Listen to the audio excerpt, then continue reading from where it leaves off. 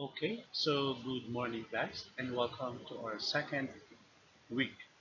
And for this week, we shall be discussing about introduction to pharmacology. So this is a catch-up discussion from last week. So we'll have session one, session two, or even session three for the topics that we have to discuss until week two. Okay, so good morning once again.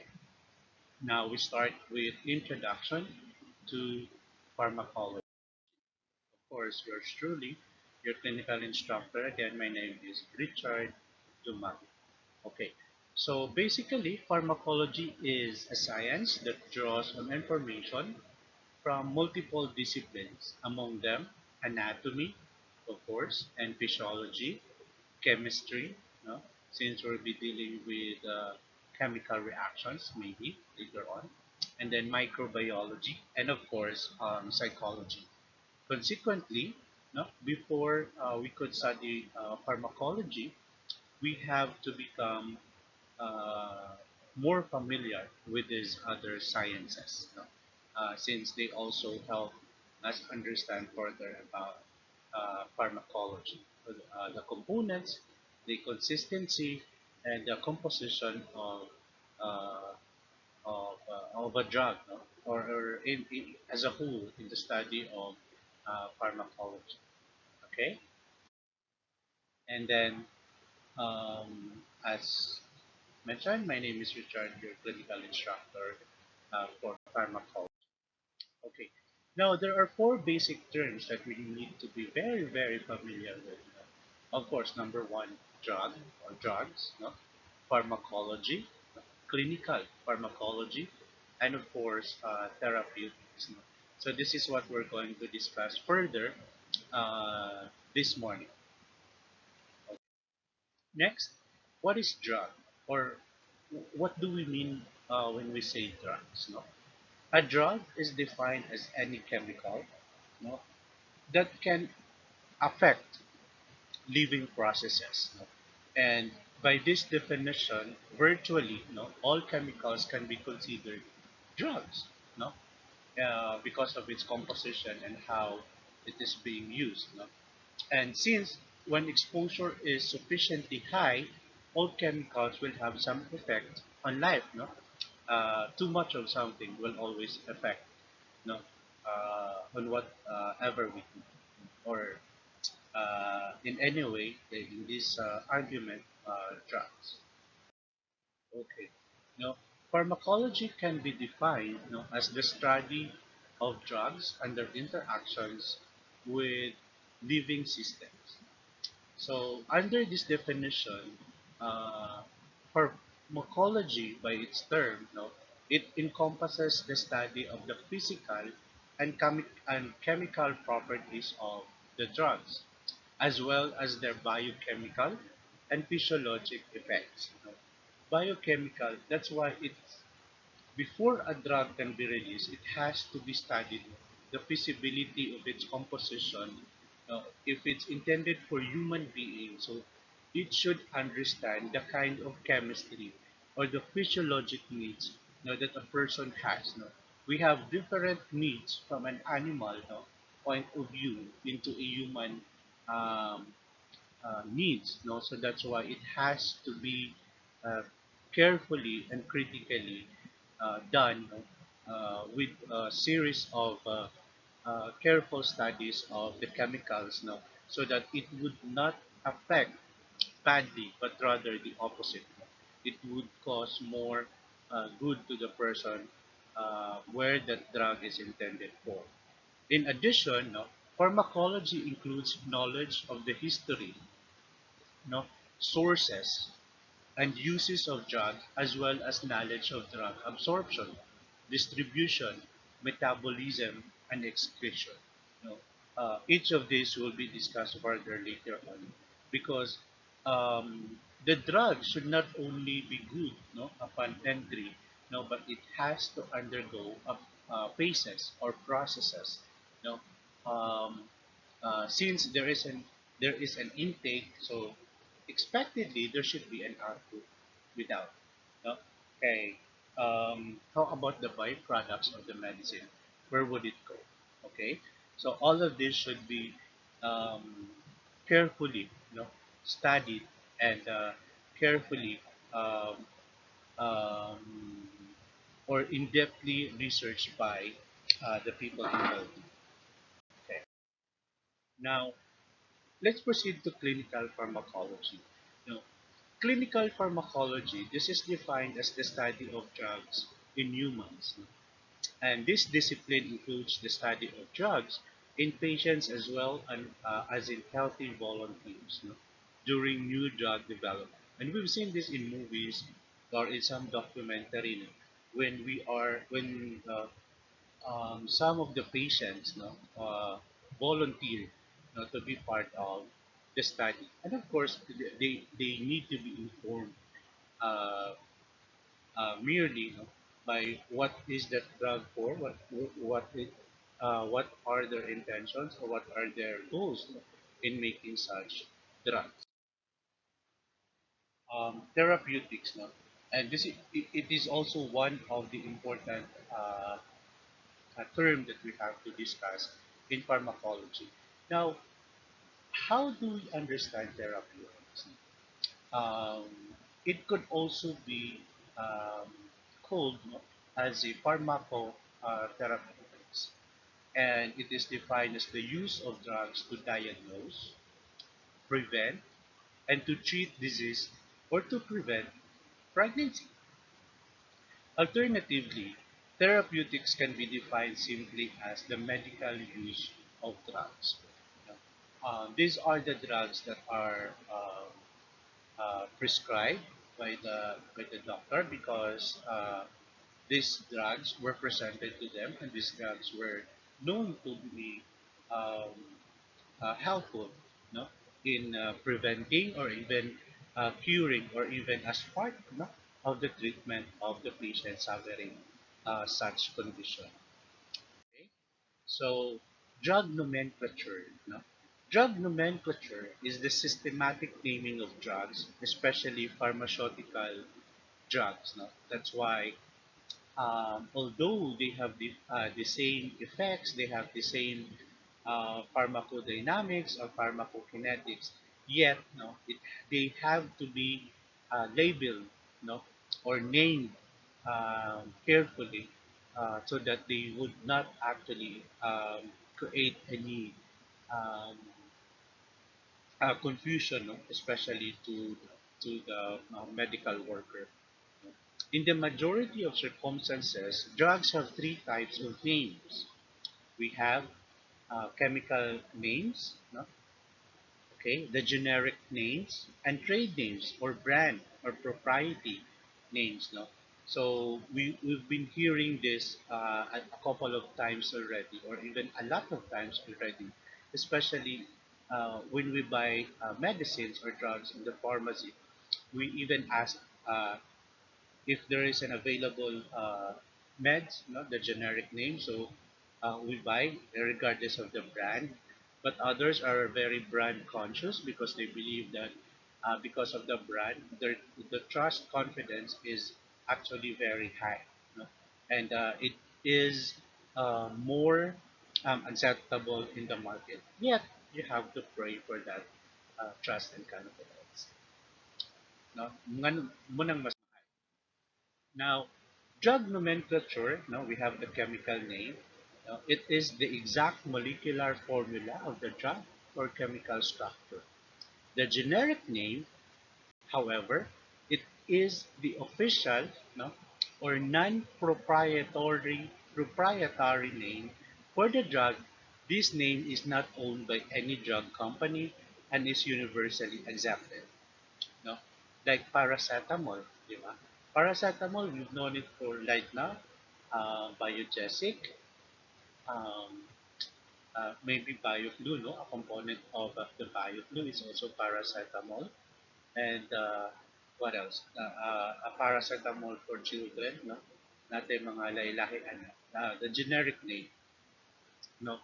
Pero ang chemical name niya, uh, it is the exact molecular formula. So in all, regardless of the brand, regardless of that, and the generic name, let's say generic name, yeah.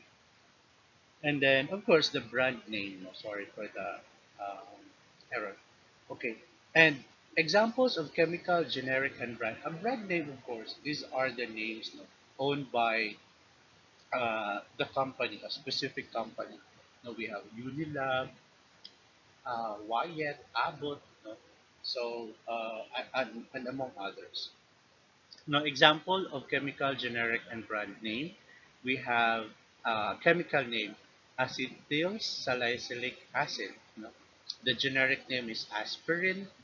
No, brand name, no, it could be Saint Joseph.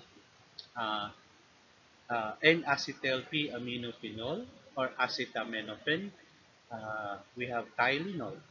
Lithium hydroxide monohydrate, lithium lithomed, indole leacetic acid, we have indocin, or penicillin acid, we have ampicillin or omnifen, and a lot more.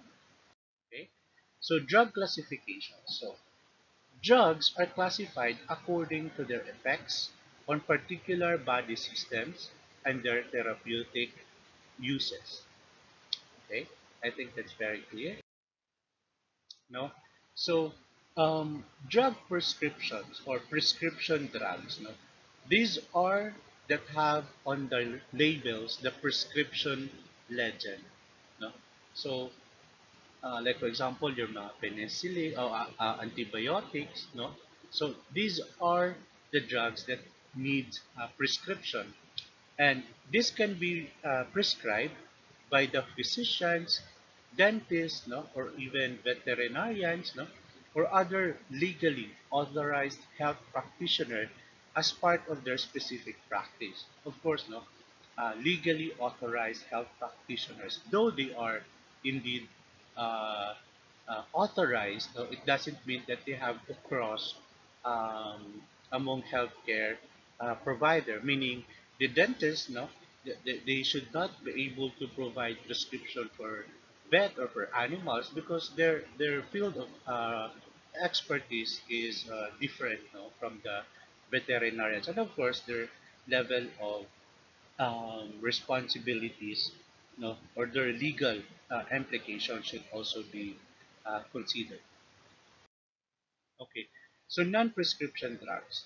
The drugs that may be legally acquired by the client without the prescription order, no, like Biogesic, Kremil S, Diatabs, no. So these are the drugs that we can buy immediately in the um, drugstore, and this is also known as OTC or over-the-counter drugs.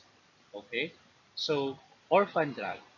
And orphan drugs, these are drugs that have been discovered but are not financially viable, no, and therefore have not been adopted by any drug company. No, so they may be effective, they may, but they lack funding, no, maybe, so it's not viable yet. So the integrity of the drug is not yet established, no, because siguro kulang sa study or there are steps, no, in acquiring the license, no, um, na wala pa nila na hilo. Okay, so next we have illicit drugs.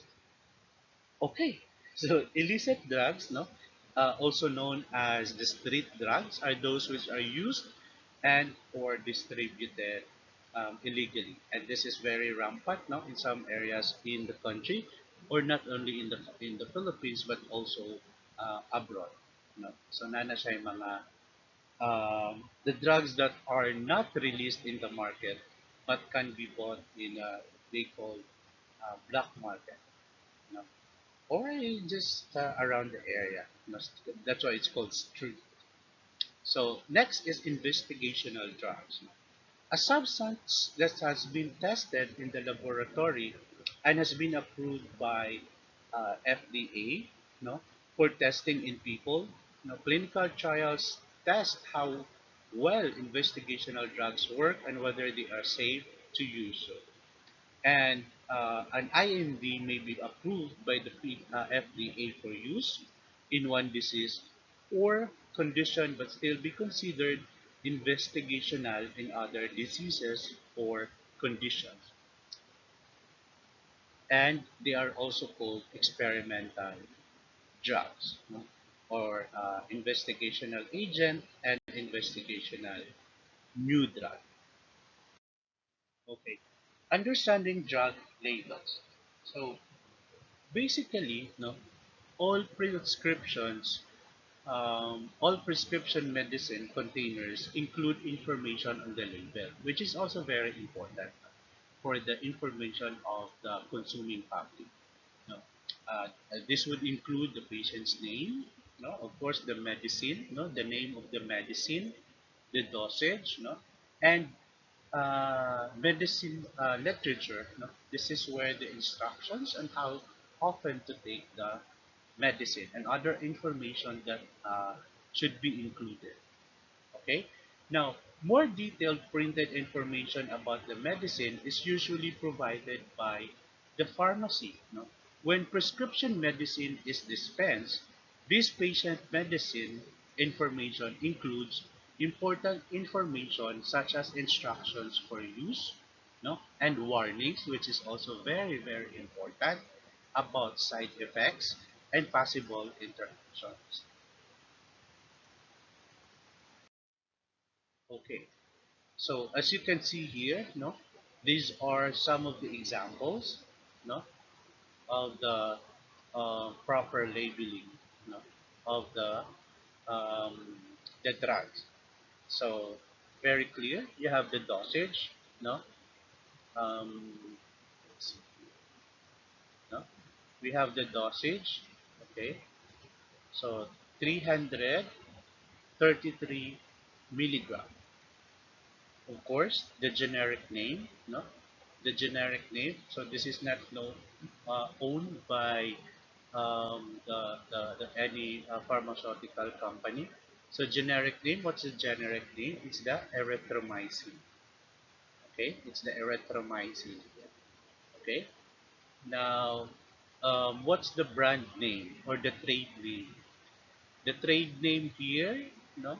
So it's Erytab. Okay. So that's the brand name. What's the drug form? No. So drug form is how many tablets or um, um, is it syrup? Is it for IVTT? So this time it's a tablet, and of course, um, lot number, no, lot number, and of course, very important, expiration date. So when this medicine should expire. No. Okay. Now, since it's a branded, no, so it's expected that it has a manufacturer. So the manufacturer again is the Apple, no, laboratories. So address and all and other uh, information that we need. And of course, no, here, warning, warning, warning. Okay. So these are the labels that we need to understand. Okay. Next, what other labels that we need to understand, no? uh, especially in the drugs, no? Drug facts. No? Kung sa food, we have nutritional facts, but of course, we need more, even more, for the drug facts. So they have here active ingredient, no, chlorpheniramine maleate 2 milligram. So what's the implications, no, of having this kind of dosage? Purpose antihistamine, of course, uses for allergies, sneezing, runny nose, no, and all those allergies. Warning, no, ask a doctor before use. No, maybe it has a side effects, no, in the eyes, like it could worsen, no, if the patient has glaucoma, no, a breathing problem such as emphysema or chronic bronchitis. Maybe not intended for COPD. Okay. trouble urinating due to an enlarged prostate gland, no? So another. So we also have directions. Adults and children, 12 years and over, take two tablets every 4 to 6 hours. No? So these are the directions of the approximate dosages. Drug packs are still no. So storage is also very important. No, whether you need to be in the chill, you need the medicine to be in the chiller or just a room temperature. No, so see excessive moisture. So they have to be observed proper.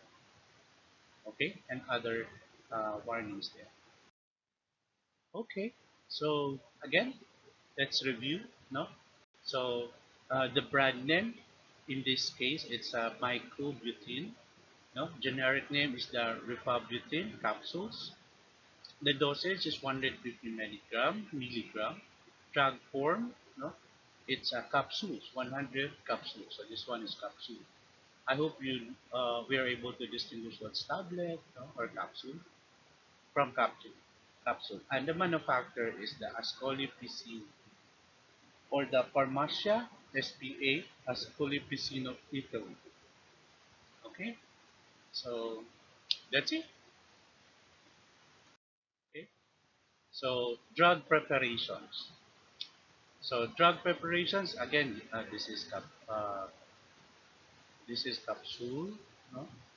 Capsule siya, tablet, no? Dropper, no? Especially for babies.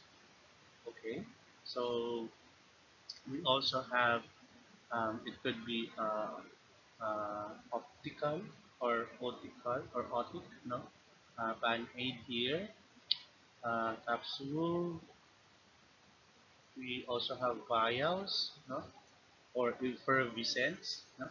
Effervescents katong mga um, um, biroka, no? Vitamins na siya. No? Pag ihulog nimo siya sa water, no? It should be dissolving by itself, no? So man na siya. And other forms here. No? We have vials, no? Mostly for antibiotics, of course, tablet, okay, syrup, among others. Okay, so know your drug preparations. Okay, so that's the end for part one, for week one, supposedly. So thank you for listening. No, I hope you learned something from our class today. And session two will also be posted, and then we'll have quiz this week, maybe tomorrow, Tuesday. Okay, and thank you so much, for listening, and I hope you learned something out of this topic. Please don't hesitate to shoot me a message if you have questions or if anything that you want to clarify. Again, this is Richard signing off for now. See you in a while. Thank you.